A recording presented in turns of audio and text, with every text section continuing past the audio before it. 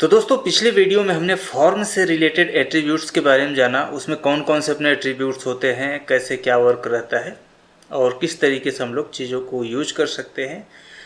और इसमें हमने रिसोर्स एट्रीब्यूट को भी देखा, किस तरीके से इसका यूज होता है। रिसोर्स का यूज हम लोग पार्ट में भी कर सकते हैं। तो अभी नेक्स्ट अपन पार्ट एट्रीब्यूट के बारे में ही जानने वाले हैं।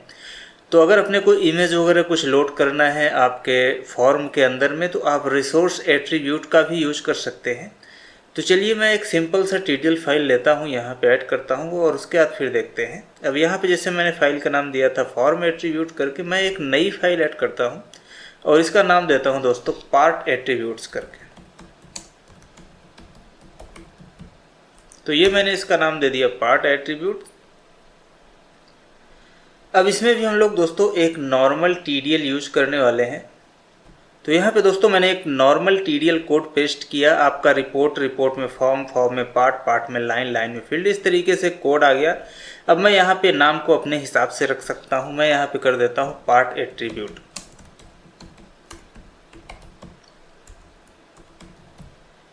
और इसका भी मैं नाम पार्ट एट्रीब्यूट करके चेंज कर देता हूँ। ठीक है, जो भी मैं यहाँ पे लिखूँगा वही अपना टैली में बटन के तौर पे वहाँ पे दिखता है। और जो भी मैंने यहाँ पे रिपोर्ट का नाम दिया हुआ है, यही सेम नाम अपना रिपोर्ट का यहाँ भी आएगा, डिफिनीशन में भी। और बाकी माई फर्स्ट करके जो भी लिखा हुआ है मैं सभी को रिप्लेस कर देता हूँ।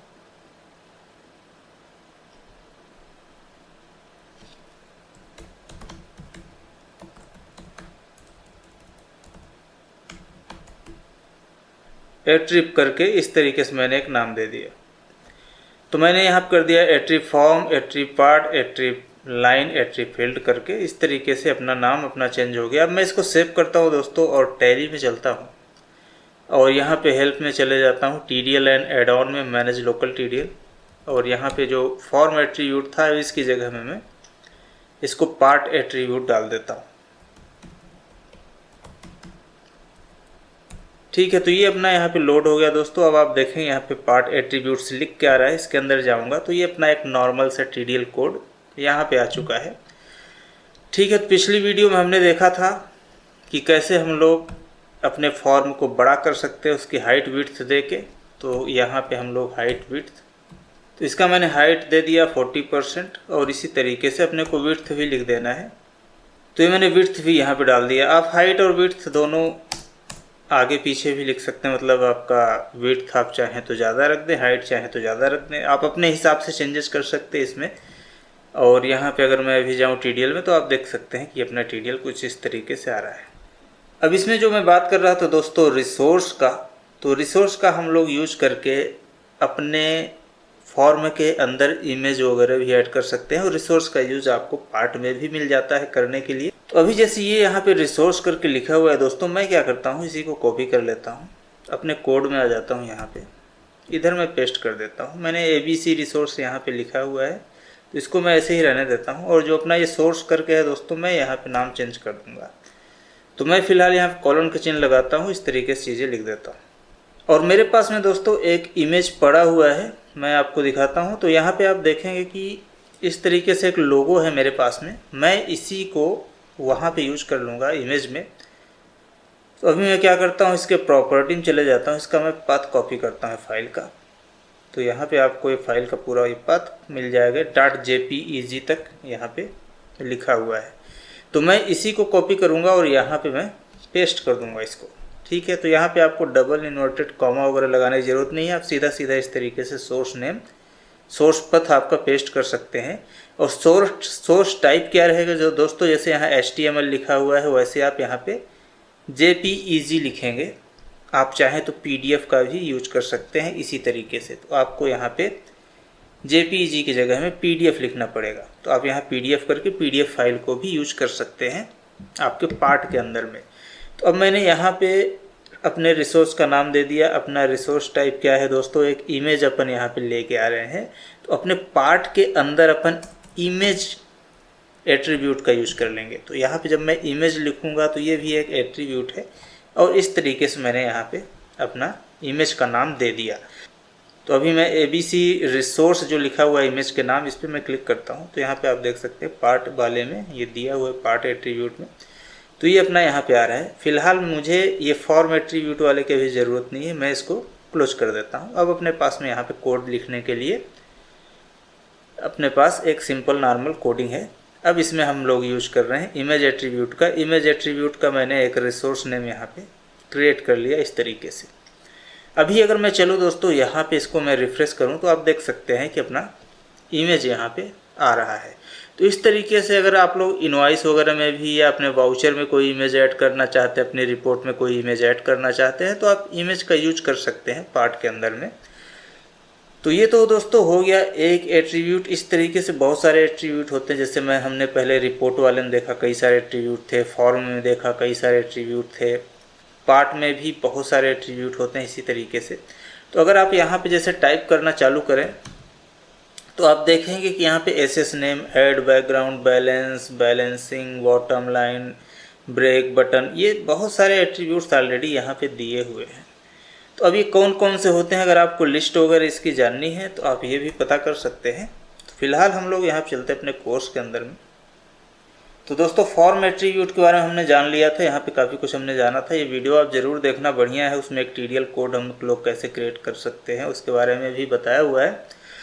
और अभी दोस्तों अपना पार्ट रिलेटेड एट्रीब्यूट में अभी मैं यहाँ पे कुछ एट्रीब्यूट्स लेके आया हूँ, जैसे डिजिटल सिग्नेचर हो गया, एसएस नेम हो गया, बाकी ये जो नॉर्मल प्रिंट बैकग्राउंड, ये सारी चीज़ें कुछ एट्रीब्यूट्स के नाम हैं जो अपने को ज़रूरत पड़ सकती है। कुछ इसमें से स्पेशल हैं, कुछ कभी कभार ज़रूरत वाले हैं, तो आप इनको ज़रूर ट्राई करके देखना। तो यहाँ पे जो भी मैं नाम देता हूँ दोस्तों आपके प्रैक्टिस के लिए रहते हैं कि आप इसको टेस्ट करके अपने प्रैक्टिस के हिसाब से आप चेक कर सकते हैं। तो फिलहाल मैं बात कर रहा था दोस्तों कि यहाँ पे एट्रीब्यूट्स अपने बहुत सारे रहते हैं। अगर मैं यहाँ पे कुछ भी नाम टाइप करना चालू करूँ तो आप देखेंगे कि इसमें बहुत लंबी चौड़ी एक लिस्ट बन के आ जाती है अपने एट्रीब्यूट्स की, काफ़ी सारे रहते हैं। तो इतने सारे हैं, इसका कैसे यूज करना है, क्या रहना है, तो ये अगर आपको जानना है तो ये आपका यहीं टेलीप्राइम डेवलपर में ही दिया हुआ है। तो यहाँ पे आप जैसे अपन अभी क्या प्रोजेक्ट विंडो पे है, नीचे आप देखेंगे प्रोजेक्ट टैब अपना खुला हुआ है। प्रोजेक्ट टैब में ये सारे अपने प्रोजेक्ट आ जाते हैं, जो भी हम लोग TDL कोड बनाते हैं, जो भी पहले से TDL अपने टैली वाले डिफ़ॉल्ट TDL हैं वो हैं। कुछ सिंपल TDL जो टैली द्वारा दिया गया है वो अपने कोड हैं। जो हम लोग नई फाइल्स ऐड करते हैं वो सारे के सारे ये जितने भी कोड हम लोग बनाते हैं, फाइल ऐड करते हैं, सभी प्रोजेक्ट टैब में आ जाते हैं। नेक्स्ट टैब है दोस्तों डेफिनीशन का। तो डेफिनीशन आप समझते ही होंगे, जैसे ये रिपोर्ट हो गया, फॉर्म हो गया, पार्ट हो गया, जिसको हम लोग ब्रैकेट में डाल सकते हैं, ये सभी डिफिनीशन है। तो ये स्क्वायर ब्रैकेट में जो भी लिखा गया वो सब डिफिनीशन है। तो डिफिनीशन में आप देखेंगे कि यहाँ पे इतने तरीके के डिफिनीशन यहाँ पे दिए हुए हैं, जैसे आपका border, button, collection, colour, com interface, field, form, function, import file, import object, की वैल्यू, मैप, लाइन। तो ये सभी डिफिनीशन के नाम। अगर आपको कोई डिफिनीशन अगर चेक करना है यहाँ पे तो आप उसको आसानी से चेक भी कर सकते हैं। अब जो भी यहाँ पे आपको नाम दिए हुए हैं ऊपर में, आप क्या करिए उसको एक ब्रैकेट में इस तरीके से लिखिए। अब जैसे यहाँ पे दिया हुआ है, मान लीजिए आपको की वैल्यू मैप, तो आप यहाँ पे की वैल्यू मैप लिख सकते हैं। तो ये अपना डिफिनीशन का नाम आ गया दोस्तों। इसके आगे आप अपना डिफिनीशन ऐड कर सकते हैं। ठीक है, तो ये जितने भी यहाँ पे आपको नाम दिख रहे हैं डिफिनीशन वाले टैब में, ये सभी डिफिनीशन के नाम हैं। और इनका यूज किस तरीके से टैली में ऑलरेडी दिया हुआ है, मैं अभी उसका भी बताऊंगा किस तरीके से आप लोग देख सकते हैं। एक तो आपका कंट्रोल D वाला सेक्शन है कि आपने यहाँ पे कंट्रोल D किया और आप यहाँ पे फाइंड करेंगे तो जो भी ये नीचे में आपको सर्च करके मिल रहा है ये सभी TDL टैली वाले कोड हैं। तो इसमें आप डबल क्लिक करके जाके देख सकते हैं कि टैली के अंदर इसका यूज किस तरीके से किया गया है। उसके अलावा अपने को डिफिनीशन और चेक करना है दोस्तों, तो आप जंप का भी यूज कर सकते हैं। आप कंट्रोल J करिएंगे, यहाँ पे जंप 2 में आ जाएंगे। अब यहाँ पे आप डिफिनीशन टाइप लिखिए की वैल्यू मैप, ये अपना डिफिनीशन टाइप आ गया की वैल्यू मैप। आप यहाँ पे जो भी यहाँ पे आपको डिफिनीशन नेम दिया हुआ है, तो ये सभी टैली के अंदर डिफिनीशन नेम है। इस नेम को पढ़ के आपको समझ में आता है कि कौन से फील्ड के हम लोग जाने वाले हैं अंदर। तो यहाँ पे आपको जैसे GSTR और समरी सेक्शन में जाना है तो आप यहाँ पे गो करेंगे तो ये की वैल्यू मैप यहाँ पे आ गया। तो आप इसका यूज देख सकते हैं कि इसमें कौन कौन सी की का यूज किया गया है की वैल्यू मैप के अंदर में। तो जब आप वर्किंग करेंगे TDL कोड को समझेंगे, इस तरीके से आपको खोजना पड़ता है किसी चीज़ को, और आप धीरे धीरे समझते जाएंगे। ऐसा नहीं है कि आप एक ही दिन में सारी चीज़ें समझ लेंगे, लेकिन आप सर्च करते करते ही चीज़ों को देखते जाएंगे, समझते जाएंगे, सीखते जाएंगे। और किस तरीके से हम लोग दोस्तों डिफिनीसन को फाइंड आउट कर सकते हैं, तो उसका भी एक शॉर्टकट की रहता है Ctrl-Alt-D। डिफिनीसन के लिए D, ठीक है, Ctrl-Alt-D मैंने किया, डिफिनीसन आ गया अपना। यहाँ पे हम लोग डिफिनीसन टाइप में डिफिनीसन नेम डालेंगे, जो भी आपको डिफिनीसन नेम चेक करना है। डिफिनीसन नेम अपना कौन सा उठाना है, यहाँ भी आपको वही चीज़ दिखता है, लेकिन यहाँ पे सर्च करने का तरीका थोड़ा सा अलग दिया हुआ है। और यहाँ पे सर्च इन प्रोजेक्ट करके भी ऑप्शन है, तो आप TDL प्रोजेक्ट के अंदर सर्च करना चाहते हैं कि आपका डिफ़ॉल्ट TDL प्रोजेक्ट किसके अंदर आपको सर्च करना है, तो आप उसको चूज भी कर सकते हैं। आप चाहे तो ऑल प्रोजेक्ट करके चूज कर सकते हैं। यहाँ पे आप फाइंड करेंगे तो अब इसमें क्या होगा, आपका नीचे में जो है वो दिखाई देता है, तो आप यहाँ पे डबल क्लिक करके उसके अंदर जा सकते हैं कि आपका डिफिनीसन कहाँ पे यूज हुआ है। तो अब जैसे यहाँ पे आपको एक की आइटम ऐड हुआ है, रेफरेंस के अंदर दिख रहा है अकाउंट बुक्स करके, तो आप इस पर कंट्रोल क्लिक करके जा सकते हैं कि ये अपना मेन्यू है, मेन्यू के अंदर अकाउंट बुक्स जो मेन्यू है किस तरीके से यूज हुआ है। अब टैली में कहाँ पे अकाउंट बुक्स वगैरह दिखता है, तो आप यहाँ पे जैसे डिस्प्ले में चले जाएंगे, डिस्प्ले मोर रिपोर्ट्स, यहाँ पे आपको अकाउंट बुक्स करके दिखेगा, तो ये अकाउंट बुक्स वाला मेनू है। अब आप देखेंगे अकाउंट बुक्स वाले मेनू में और भी बहुत सारे की आइटम ऐड हैं। तो कौन कौन से की आइटम ऐड हैं दोस्तों, तो यहाँ पे आप देखेंगे जैसे आपका बैंक ग्रुप समरी हो गया, कैश बैंक बुक्स करके दिख रहा है, इधर आपका मंथली लेजर एक्सट्रैक्ट हो गया, ठीक है। तो ये सारी चीज़ें हैं इस तरीके, ग्रुप समरी, ग्रुप वाउचर। तो ये चीज़ें कहाँ से आई, ये यहीं से आ रही हैं। तो आप टैली में एक के अंदर एक जाके उसको देख सकते हैं उसका कोड क्या है। Ctrl-J के अलावा दोस्तों अपना Alt-Ctrl-D भी काफ़ी ज़्यादा काम में आता है, तो Alt-Ctrl-D से भी आप चीज़ों को सर्च कर सकते हैं। अब मान लीजिए अगर आपको यहाँ पे सिंपल TDL में कुछ चीज़ें सर्च करनी है, तो आप सिंपल TDL में भी चीज़ों को आप सर्च कर सकते हैं कि ये अपना ये सिंपल TDL हो गया, अपन यहाँ पे हैं। अब यहाँ भी आप Alt-Ctrl-D करके इधर चले जाएंगे, अपना Alt-Ctrl-D मतलब डिफिनीसन, इस तरीके से आपको याद करने में आसानी रहेगी। और यहाँ पे आप एक्टिव प्रोजेक्ट सैम्पल करके जो दिख रहा है, तो आपके जो सैम्पल TDL दिए हुए हैं टैली ने, वहाँ भी आप सर्च कर सकते हैं, ठीक है। अब जैसे मैंने बैंकिंग से रिलेटेड सर्च किया, तो जो भी उससे रिलेटेड चीज़ें रहेगी दोस्तों आपको यहाँ पे दिख जाएंगी आपके सैम्पल कोड में भी। तो ये तो मैंने बता दिया दोस्तों किस तरीके से आपको डिफिनीसन सर्च करना है, क्योंकि हम लोग यहाँ पे डिफिनीसन टैब में थे, कुछ चीज़ें अपन चेक करने वाले थे कि भैया अपना जो एट्रीब्यूट लिस्ट होता है वो अपने को कहाँ से दिखेगा, ये अपन चेक करने वाले थे। तो इसलिए हम लोग यहाँ पे आए डिफिनीसन टैब में। तो डिफिनीसन टैब में अपन ने देख लिया कि डिफिनीसन नेम अपने को जो सामने दिख रहे हैं वो किस तरीके से यूज करना रहता है, ब्रैकेट में रख के उसका क्या यूज रहता है। बहुत सारे डिफिनीसन नेम है, अपन एक एक करके टैली वाले कोड में चेक करके उसका यूज समझ सकते हैं। अब दोस्तों अगर हम लोग इन डिफिनीसन को यहाँ पे ओपन करें, मैं जैसे इस पे प्लस के चिन्ह पे क्लिक करता हूँ, तो इसके अंदर जो चीज़ें ओपन हो रही हैं वो एट्रीब्यूट के नाम है।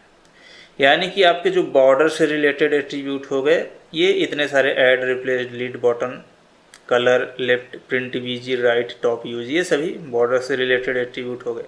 वैसे button, collection, colour, field, form, function, import, file, ये सभी से रिलेटेड एट्रीब्यूट दिया हुआ है, मेन्यू से रिलेटेड एट्रीब्यूट दिया हुआ है।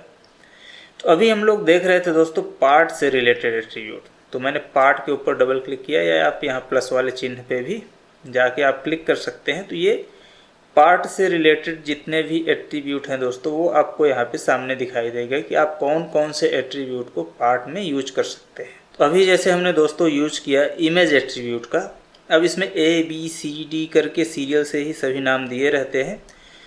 तो आप आई वाले सेक्शन में जब जाएंगे तो आप यहाँ देख सकते हैं इमेज का यहाँ पे यूज हो रहा है। तो जैसे ही मैंने इमेज पे क्लिक किया, इमेज के बारे में यहाँ पे नीचे में आपको कुछ इन्फॉर्मेशन दिखेगी। अब यहाँ पे नीचे इसके बारे में लिखा हुआ है, this attribute is used to draw the image from the specific resource, ठीक है। तो ये एट्रीब्यूट क्या करता है, इमेज बनाने के लिए, इमेज क्रिएट करने के लिए आपके फाइल के अंदर आपके TDL कोड में इमेज डालने के लिए यूज होता है। और स्पेसिफाइड रिसोर्स तो आप एक स्पेसिफाइड रिसोर्स का यूज करके, जैसे मैंने यहाँ पे रिसोर्स का नाम दिया और इसी रिसोर्स के मैंने एज ए इमेज एट्रीब्यूट यहाँ पे यूज कर लिया। ठीक है, तो अब ये जैसे जैसे आप वर्किंग करते जाएंगे आपको चीज़ें क्लियर होंगी। आप हमेशा साथ में एक डायरी रखिए। सीखते समय कुछ भी आपको पॉइंट लगता है नोट करने लायक है तो आप फट से उसको अपने डायरी में नोट करिए, क्योंकि ये चीज़ें क्या है, जब हम लोग काम करने बैठते हैं, जब कोई टीडीएल कोड बनाना होता है तो उस समय अचानक से याद नहीं आती हैं, तो अपन डायरी ओपन करेंगे तो उस समय अपने को समझ में आ जाएगा, हाँ भैया ये अपने को यूज कर लेना चाहिए। तो इमेज से रिलेटेड जो भी पार्ट्स में हम लोग चीज़ें ऐड करते हैं तो इमेज एट्रीब्यूट का यूज करके ऐड करते हैं, और उसके लिए हम लोग रिसोर्स डिफिनीसन का यूज करते हैं। तो मैंने यहाँ पे रिसोर्स डिफिनीसन का यूज किया, इमेज एट्रीब्यूट का यूज करके नाम दिया उसका, और पार्ट में हमारे इमेज आ गया जो अपने टैली में कुछ इस तरीके से दिख जाता है। तो अब दोस्तों इसमें बहुत सारे एट्रीब्यूट्स हैं। अब जैसे मैं यहाँ पे जो एट्रीब्यूट्स की बात कर रहा हूँ, जैसे डिजिटल सिग्नेचर करके है, तो ये किस टाइप का एट्रीब्यूट है दोस्तों, ये है लॉजिकल एक्सप्रेशन वाला। लॉजिकल जहाँ भी शब्द है मतलब आप समझ जाना कि यस और नो। लॉजिकल मतलब ऐसा हो कि ना हो, ठीक है। यस करना है तो ठीक है, नो करना है तो ठीक है, तो उसमें यस और नो दो ही वर्ड आएंगे लॉजिकल वाले में। अगर मैं यहाँ पे एट्रीब्यूट ऐड करूँ डिजिटल साइन वाला, तो मैं यहाँ पे डिजिटल साइन लिखूँगा, तो ये डिजिटल साइन डिजिटल सिग्नेचर दोनों एक ही चीज़ है, और यहाँ पे मुझे यस या नो करके इस तरीके से यूज करना है। तो मैं यहाँ पे यस लिखूँगा कि ये इस पार्ट में अपना डिजिटल सिग्नेचर आना चाहिए। तो अगर आप डिजिटल सिग्नेचर चेक करना चाहते हैं टैली के अंदर, तो जैसे हम लोग Alt Control D करके, ये शॉर्टकट की आपको ज़रूर याद करके रखना है। बाकी अगर आप चाहें तो यहाँ पे नेविगेट में भी जाके इधर से आप क्लिक करके देख सकते हैं। तो आपको डिफिनीसन रेफरेंस के अंदर जाना है तो आपको डिफिनीसन के लिए डी दबाना है, Alt Control D, और अगर आपको एट्रीब्यूट रेफरेंस में जाना है तो Alt Control A दबाना है। तो एट्रीब्यूट भी हम लोग सर्च कर सकते हैं डिफिनीसन जैसा। तो एट्रीब्यूट सर्च करने के लिए दोस्तों Alt Control A प्रेस करेंगे, ये अपने पास में एट्रीब्यूट रेफरेंस का ओपन हो गया। डिफिनीसन टाइप कौन सा है अभी हम लोग पार्ट के अंदर में देखना चाहते हैं, तो डिफिनीसन टाइप में मुझे क्या लेना पड़ेगा, पार्ट लेना पड़ेगा। और एट्रीब्यूट का नेम जो है दोस्तों, यहाँ पे मैं चाहता हूँ कि डिजिटल सिग्नेचर मुझे सर्च करके मिले, तो ये मैंने डिजिटल साइन सर्च कर लिया। यहाँ पे अपने को प्रोजेक्ट नेम सर्च करने के लिए आ गया, वी आप डिफ़ॉल्ट TDL सर्च करना चाहते हैं कि आल फाइल्स में देखना चाहते हैं, कहाँ देखना चाहते हैं। आल प्रोजेक्ट करेंगे तो हर जगह से खोज के आपको दिखाएगा। अब जैसे मैं यहाँ पे फाइंड पे क्लिक करूँगा दोस्तों, तो आपको यहाँ पे नीचे में दिख जाएगा कि भैया ये अपना डिजिटल सिग्नेचर वाला जो है वो एक जगह पे है। तो यहाँ पे आप जाएंगे तो आप यहाँ पे देख सकते हैं दोस्तों कि अपना डिजिटल साइन जो है किस तरीके से टैली में ऐड है। अब डिजिटल साइन अपने को दिखता कहाँ है दोस्तों, वो दिखता है इनवॉइस के अंदर में। अब मान लीजिए आपको नहीं पता है कि टैली में हम लोग डिजिटल साइन कैसे ऐड करते हैं, तो उसके लिए आप सर्च कर सकते हैं, गूगल वगैरह कर सकते हैं। यानी कि आप जब भी कोई इनवॉइस यहाँ पे प्रिंट करने के लिए जाते हैं दोस्तों, तो जो भी आपका यहाँ पे सिग्नेचर लास्ट में दिख रहा है, आजकल कंपनीज क्या करती हैं, DSC ऐड करती हैं। DSC मतलब आपका डिजिटल सिग्नेचर हो गया। आपका जब भी GST वगैरह भी सबमिट करने जाते हैं तो उसमें भी आपको डिजिटल सिग्नेचर रिक्वायर रहता है। तो डिजिटल सिग्नेचर बेसिकली एक कोड रहता है जो कुछ 2-2.5 हज़ार रुपये फीस लेके CA वगैरह बनवा के दे देते हैं आपको। तो उसमें आपका सिग्नेचर का एक कोड रहता है जो यहाँ पे ऐड रहता है। तो वो कोड हर जगह मान्य रहता है। जितनी भी कंपनीज हैं आजकल, बड़ी बड़ी कंपनीज सब डिजिटल सिग्नेचर के ऊपर ही वर्क करती हैं। मैनुअल सिग्नेचर आजकल लोग अवॉइड करते हैं। तो डिजिटल सिग्नेचर कैसे ऐड करना है, कैसे इनेबल करना है, अगर आपको नहीं पता है तो आप गूगल भी कर सकते हैं। अब जैसे अगर गूगल करना है तो मैं यहाँ पे जाऊँगा, how to add digital signature in Tally. ठीक है, ये मैंने सर्च किया तो यहाँ पे बहुत सारे वीडियोज़ आ जाएंगे और साथ में ही टैली का भी, टैली सोल्यूशन की वेबसाइट का भी डिटेल अपने को मिल जाएगा दोस्तों कि हम यहाँ पे कैसे डिजिटल सिग्नेचर का अपने इनवॉइसेस में यूज कर सकते हैं। तो यहाँ पे भी कुछ सेटिंग्स रहती हैं, आप उसका इमेज वगैरह ऐड कर सकते हैं। आप देखेंगे कि यहाँ पे जो एक्सपोर्ट सेटिंग दी हुई है। जब भी आप फाइल एक्सपोर्ट करने के लिए जाएं तो आपको यहाँ पे टेक्स्ट और इमेज ऐड करने का ऑप्शन मिल रहा है। फॉर्मेट ऑफ सिग्नेचर क्या है, तो आप इमेज भी लोड कर सकते हैं, टेक्स्ट भी ऐड कर सकते हैं। तो ये अपना यूज रहता है दोस्तों डिजिटल सिग्नेचर में। अब जैसे यहाँ पे PDF वगैरह है तो आप PDF के थ्रू भी सिग्नेचर अपना ऐड कर सकते हैं। तो ये कैसे ऐड करना रहता है, कहाँ से ऐड करना रहता है, आप टैली में जाके उसको ज़रूर एक बार आप चेक करना। तो यहाँ पे जब मैं कॉन्फ़िगर में गया दोस्तों तो अपने को यहाँ पे ये डिजिटल सिग्नेचर करके ये दिख रहा है। तो आप डिजिटल सिग्नेचर यहाँ से इनेबल कर सकते हैं। तो वही जो कोड है दोस्तों डिजिटल सिग्नेचर वाला कोड, अगर आपको अपने फॉर्म में भी यूज करना है, मान लीजिए आपने कोई फॉर्म में क्रिएट किया छोटा सा और उसके अंदर भी आपको डिजिटल सिग्नेचर वाला पार्ट ऐड करना है, तो आप डिजिटल सिग्नेचर वाले पार्ट को यूज कर सकते हैं, उसको यस नो करके ऐड कर सकते हैं। जैसे यहाँ पर मैंने डिजिटल साइन करके यस किया। अब डिजिटल साइन में आपका कौन सा क्या चीज़ें हो सकती है, जैसे यहाँ पे डिजिटल राइट साइन है कि लेफ्ट साइन है, यहाँ 2 तरीके से दिया हुआ है। अथॉरिटी साइन क्या है, राइट फील्ड सैम्पल फील्ड लिया हुआ है, हाइट कितनी होनी चाहिए। तो ये सारी चीज़ें जो टैली में पहले से डिफाइन है, आप देखेंगे ये सभी चीज़ें पार्ट में ही ऐड हैं। तो ये जो पार्ट का एट्रीब्यूट है दोस्तों डिजिटल साइन का, तो आप उसको एज ए लॉजिकल यूज कर सकते हैं। अब अगर यहाँ पे अपने कोड में मैं देखूँ, यहाँ पे डिफिनीशन टैब में मैं जाके देखूँ, तो यहाँ पे अगर मैं गया डिजिटल सिग्नेचर के ऊपर में, तो इधर मैं आ जाता हूँ डी वाले सेक्शन में, ABCD। यहाँ मैं डिजिटल सिग्नेचर पे क्लिक किया तो यहाँ पे आप देखेंगे एलियाजेज में डिजिटल साइन और डिजिटल सिग्नेचर हम लोग यूज कर सकते हैं। और डाटा टाइप क्या है दोस्तों, इसका लॉजिकल है। लॉजिकल मतलब अपने को यस नो लिख के इस तरीके से यूज करना रहता है। ठीक है, तो ये डिजिटल साइन अगर आपको इनेबल रखना है इस पार्ट के अंदर में, तो आप इनेबल यस रख सकते हैं। तो जब मैं आगे दोस्तों अपने कोर्स में TDL कोड्स ऐड करते जाऊंगा, अभी तो ये क्या है आपको बेसिक TDL ट्रेनिंग दी जा रही है यहाँ से। इसके बाद मैं क्या करूँगा दोस्तों, इसमें बहुत सारे मैं अलग अलग कोड्स ऐड करूँगा, उसके बारे में आपको समझाऊंगा कि अपना जैसे वाउचर से रिलेटेड कितने चेंजेस कर सकते हैं, किस टाइप के अपन TDL बना सकते हैं। इनवॉइस से रिलेटेड अपन इनवॉइस कस्टमाइजेशन को लेकर कितने चेंजेस कर सकते हैं, किस टाइप से इनवॉइस कस्टमाइज कर सकते हैं। तो ये सभी चीज़ें सीखने के बाद में लास्ट में मैं वो सारे के सारे डिटेल ऐड करूँगा। यानी कि ये जो कोर्स है दोस्तों ये काफ़ी ज़्यादा और लंबा मैं करना चाहता हूँ इसको। मैं चाहता हूँ कि इस कोर्स से आप कुछ न कुछ सीखते रहें हमेशा के लिए। तो उस समय इन सब चीज़ों की ज़रूरत ज़रूर पड़ेगी अपने को, तब अपन उस समय अच्छे से कोडिंग करके उसको देखेंगे। फ़िलहाल के लिए आप ट्राई करके देख सकते हैं, चीज़ों को ऐड करिए और चेक करके देखिए कि टैली में अगर ऐड है तो अपने पास भी वो चीज़ें ऐड हो सकती हैं। वैसे ही दोस्तों अपना SS नेम करके है, ये भी अपना पार्ट से रिलेटेड एक एट्रीब्यूट है। तो अगर हम लोग SS नेम का यहाँ पे देखें तो SS नेम जैसे सबसे पहले यही रहता है। आप जब भी कोई भी एट्रीब्यूट ओपन करेंगे सबसे पहले यही SS नेम ही आता है। तो ये क्या है, एक स्ट्रिंग टाइप एट्रीब्यूट है। तो आप यहाँ पे देख सकते हैं इसका डाटा टाइप क्या है दोस्तों, स्ट्रिंग है। तो स्ट्रिंग का मैं जहाँ भी नाम लूँ तो इस तरीके से अपने को वर्ड यूज करना रहता है स्ट्रिंग के लिए। तो आप यहाँ पे लिख सकते हैं SS नेम, और यहाँ पे जो भी आप एक नाम देना चाहें तो आप वो नाम दे सकते हैं। जैसे मैं यहाँ पे लर्न वेल कर देता हूँ। अब इसका यूज अगर आपको टैली में देखना है दोस्तों, तो वही मेथड जो अभी मैंने बताया एट्रीब्यूट सर्च करने का, Alt Control A से एट्रीब्यूट, Alt Control A करेंगे तो ऐसे एट्रीब्यूट ओपन होगा। पार्ट एट्रीब्यूट हम लोग चेक कर रहे हैं, एट्रीब्यूट नेम SS नेम है। आप यहाँ पे फाइंड करिए, बहुत सारा आ जाता है। जैसे यहाँ पे 5 रेफरेंस यहाँ पे दिखा रहा है। तो अब आप जाएंगे तो आप यहाँ पे देख सकते हैं SS नेम किस तरीके से अपना यहाँ पे यूज हुआ है। तो अब यहाँ पे एक पार्ट का नेम दे दिया गया है, उसके बाद फिर इसमें लाइन वगैरह कुछ ऐड कर दी गई है।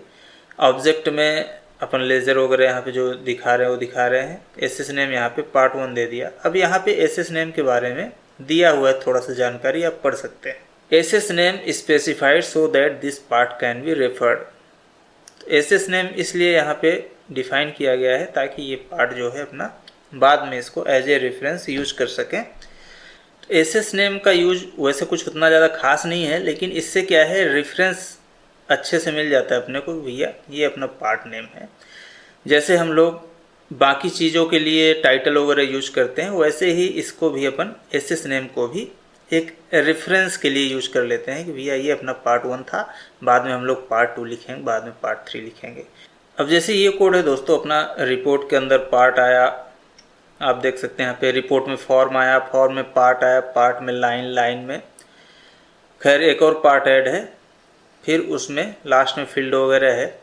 तो आप चाहें तो इसको अपने कोड में भी आप यूज करके देख सकते हैं। तो आप यहाँ पे देखेंगे किस तरीके से एसएस नेम का यूज यहाँ पे एज ए पार्ट 1 करके दिया हुआ है बिल एलोकेशन में।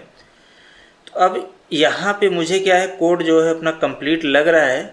तो अब इस कोड को अगर मैं चेक करना चाहूँ टैली के अंदर में, तो मैं इसको एक्सेस करके चेक करके देख सकता हूँ।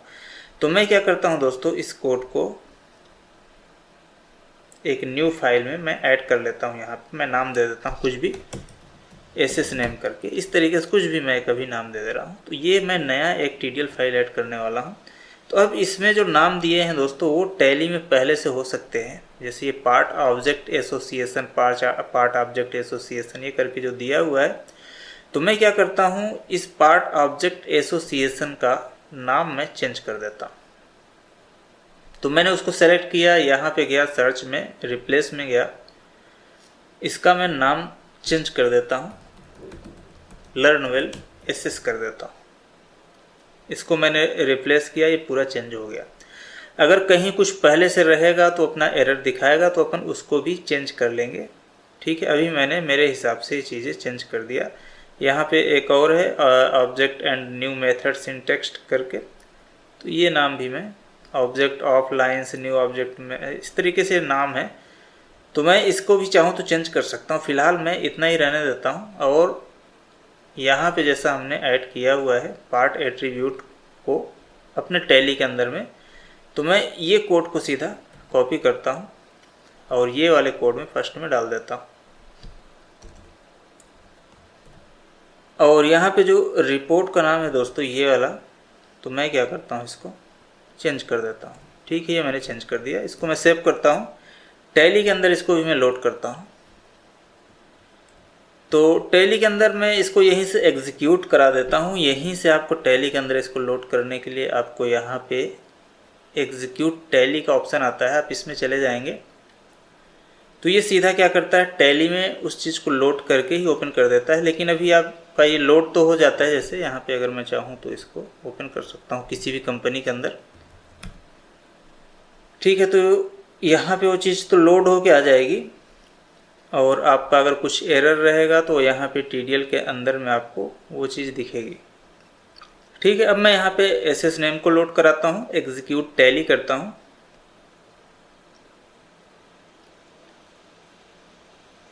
ठीक है, तो यहाँ पे भी मैं एक कंपनी ओपन कर लेता हूँ। अगर कुछ एरर रहेगा तो अपने को यहाँ पे दिख जाता है। अब यहाँ पे आप देख सकते हैं एसएस नेम करके आ रहा है और अपना नाम सेम वही है, हमने नाम यहाँ पे चेंज नहीं किया हुआ था कोड के अंदर अपने, तो अपना एट्रीब्यूट करके ही उसका भी नाम आ रहा है। आप चाहें तो चेंज भी कर सकते हैं। तो अगर मैं यहाँ पे अब जाऊँ इसके अंदर में, तो आप देख सकते हैं कि this part is associated with ledger object customer कर। तो ये जो अपना कोड है दोस्तों ये यूज होके यहाँ पे आ चुका है। इसमें कुछ समझाने की कोशिश की गई है कि ledger name using object of ledger bills using new method syntax करके। तो अब अगर मैं इस पे कर्जर लेके जाऊँ दोस्तों, तो आपको यहाँ पे इसका पथ दिखेगा कि ये टीडीएल अपना कहाँ पे था, सैम्पल वाले में था कि ये डिफ़ॉल्ट टीडीएल था। ठीक है, डिफ़ॉल्ट टीडीएल रहता तो तुरंत ही एरर आता उसमें, क्योंकि ऑलरेडी टैली के अंदर वो चीज़ें रहती हैं। तो अगर मैं इस पर जैसे कर्जर लेके गया दोस्तों, तो आप यहाँ पे देख सकते हैं कि इसका जो पथ जो दिखा रहा है एसएस लेवल वाला, ये वाला ये सैम्पल टीडीएल से आया हुआ है। तो यहाँ पे C program file Tally developer के अंदर में सैम्पल टीडीएल जो पड़ा हुआ है वहाँ से ये वाला कोड आया हुआ है। तो इसमें वही चीज़ समझाने की कोशिश की गई है दोस्तों कि हम लोग पार्ट के अंदर में एसएस वाले एट्रीब्यूट का यूज कैसे कर सकते हैं रेफरेंस के तौर पे। ठीक है, तो यहाँ पे पार्ट 1 एसएस नेम दिया गया है और इसका यूज हमने कहाँ पे फिर किया, यहाँ पे किया फील्ड के अंदर में, कि अपन ने सेट एज में डॉलर लगाया, पार्ट लगाया, पार्ट 1 लिखा, बिल एलोकेशन स्टार्ट नेम करके आया, ledger name using $, object of ledger bills using new method syntax. इस तरीके से दोस्तों हम लोग एट्रीब्यूट्स को भी सर्च कर सकते हैं। आपके सैम्पल कोड में भी और TDL के अंदर जो पहले से कोड है उसके अंदर भी। तो अभी फ़िलहाल मैं इसको जो एग्जीक्यूट करके वहाँ से ओपन किया था इसको मैं बंद करता हूँ, अपने कोड में वापस आते हैं। ठीक है, और कौन से इसमें एट्रीब्यूट्स हैं आप एक एक करके उसको चेक करिए, सर्च करिए। अब यहाँ पे ऐड, रिप्लेस, डिलीट वाले को भी अपन यूज कर सकते हैं। ऐड, रिप्लेस, डिलीट मैंने जब रिपोर्ट के बारे में बताया था, फॉर्म के बारे में बताया था, वहाँ भी मैंने यूज़ किया हुआ था, रिपोर्ट के अंदर भी, कि हम लोग कैसे ऐड कर सकते हैं, डिलीट रिप्लेस का यूज़ कैसे कर सकते हैं। तो आप सेम मेथड वही पार्ट में भी मान चलिए सेम वही यूज होता है। आप यहाँ पे बस पार्ट में ऐड लिखेंगे और आपको जो भी लाइन वगैरह ऐड करनी है और कुछ ऐड करना है आप ऐड कर सकते हैं। कोई आपको टैली में पहले से कोई पार्ट है जो आपको डिलीट करना है तो आप डिलीट कर लिख के टैली वाले पार्ट को यहाँ से डिलीट भी कर सकते हो उसका नाम दे के। रिप्लेस करना है तो रिप्लेस का भी आप यूज कर सकते हो दोस्तों। तो जो भी मैंने यहाँ पे कोर्स ये बताया हुआ था इसमें भी मैंने डिस्क्राइब किया हुआ है ये सारी चीज़ों को। तो ये डिफिनीशन एंड एट्रीब्यूट्स मॉडिफायर में overview summary definition attributes and modifier in TDL 1 घंटे का ये वीडियो है दोस्तों, इसको आप ज़रूर देखना, बहुत ही खास वीडियो है। तो ये सारी चीज़ें हम लोग ऐड, डिलीट, रिप्लेस वगैरह कैसे यूज कर सकते हैं, नाम आपको देख के समझ जाना पड़ेगा और उसको यूज करके देखना पड़ेगा। वैसे सेम बैकग्राउंड पार्ट का भी आप दे सकते हैं दोस्तों, कि आपने जो भी बैकग्राउंड इसमें पार्ट का चाहें वो आप बैकग्राउंड अपने हिसाब से पार्ट का ऐड कर सकते हैं। बैकग्राउंड मतलब सीधा सीधा आप कलर मान के चलिए, तो आप यहाँ पे बैकग्राउंड लिखेंगे, आपको जो भी कलर उस पार्ट का देना है आप उसका नाम यहाँ पे देख सकते हैं। कलर कितने तरीके के होते हैं आप उसमें कंट्रोल के साथ में क्लिक करेंगे तो आपके सामने एक कलर ओपन हो जाएंगे। बाकी ये सभी डिफिनीशन टाइप रहते हैं तो आप डिफिनीशन टाइप जंप टू में या Alt Ctrl D करके भी देख सकते हैं। ठीक है, अब यहाँ पे जैसे बैकग्राउंड कलर आप जो भी देंगे तो यहाँ पे आपके जो भी पार्ट रहेंगे उसका बैकग्राउंड कलर आपका चेंज हो जाएगा। अभी इसमें इमेज है उस पार्ट के ऊपर में इसलिए वो दिख नहीं रहा है, उसके पीछे छुप गया है। अगर मैं यहाँ पे इमेज वाले को अगर कमेंट में डाल दूँ तो अब आप देख सकते हैं कि जो अपना पार्ट है वो अभी पूरा पूरा येलो हो चुका है। ठीक है, और क्या है दोस्तों, यहाँ पे आपका बैलेंस है, बॉर्डर वगैरह भी आप देख सकते हैं, बॉटम लाइन पार्ट, इस तरीके से भी आप पार्ट ऐड कर सकते हैं। और भी पार्ट ऐड करना है अगर आपको तो आप बॉटम पार्ट, बॉटम लाइन अगर आपको ऐड करना है तो अपन नॉर्मल क्या करते हैं लाइन लिख के ऐड कर देते हैं। आपको नीचे में लाइन ऐड करनी है, जैसे यहाँ पे लाइन लिखा हुआ है एट्रीब्यूट लाइन, आपको बॉटम लाइन ऐड करनी है तो आप यहाँ पे बॉटम लाइन का भी यूज कर सकते हैं। सेम वही नाम आपको इधर देना रहेगा, लाइन वाला ही काम सेम रहता है, कि ये रहता है कि आपको बॉटम लाइन, अप लाइन, इस तरीके से आप यूज कर सकते हो। अगर मैं यहाँ पे इसका नाम पेस्ट करूँ इस लाइन का, और ये वाली जो लाइन ऐड है इसको मैं कमेंट में डाल देता हूँ अभी और सेव करता हूँ, तो अभी आप देख सकते हैं कि ये वाली जो अपनी लाइन थी दोस्तों बॉटम में चली गई है।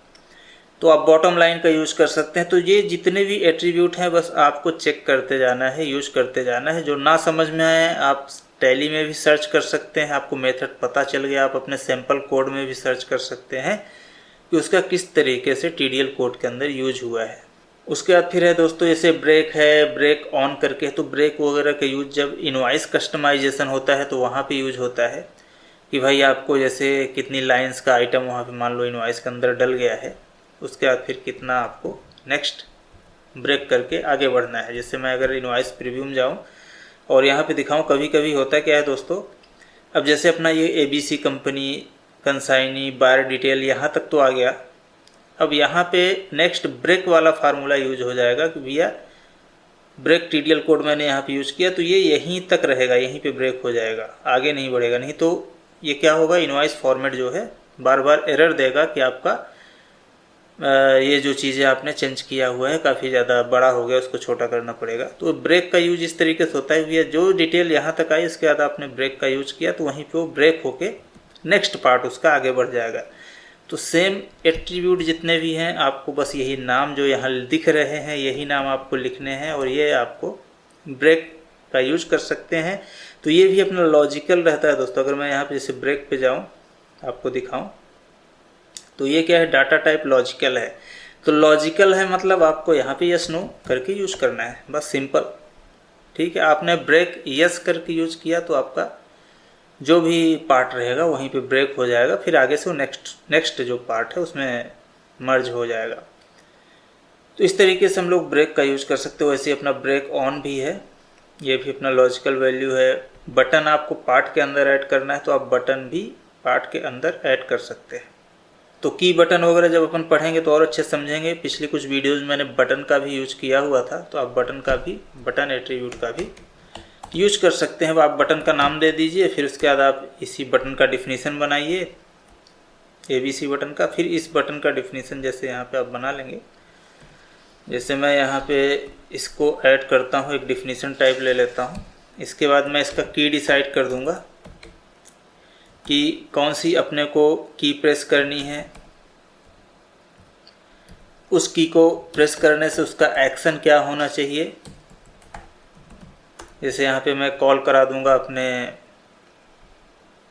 इस रिपोर्ट को, तो इस बटन को प्रेस करने से ठीक है ये अपना रिपोर्ट कॉल हो जाए। और ये बटन भी आपको कहाँ ऐड करना है, आप चाहें तो यहाँ पे डिटेल भी लिख सकते हैं कि आपको किस जगह पे वो बटन ऐड करनी है। ठीक है दोस्तों, अभी इसमें बटन वाले में एरर आएगा क्योंकि हम लोग कहाँ पे टूल बार बटन है, कौन सी बटन है, वो कहाँ पे बटन को ऐड करना है, वो चीज़ें अपने को नहीं पता है।